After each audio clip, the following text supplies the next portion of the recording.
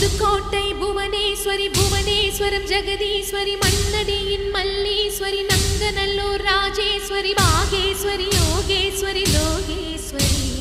Melmalayanur Angala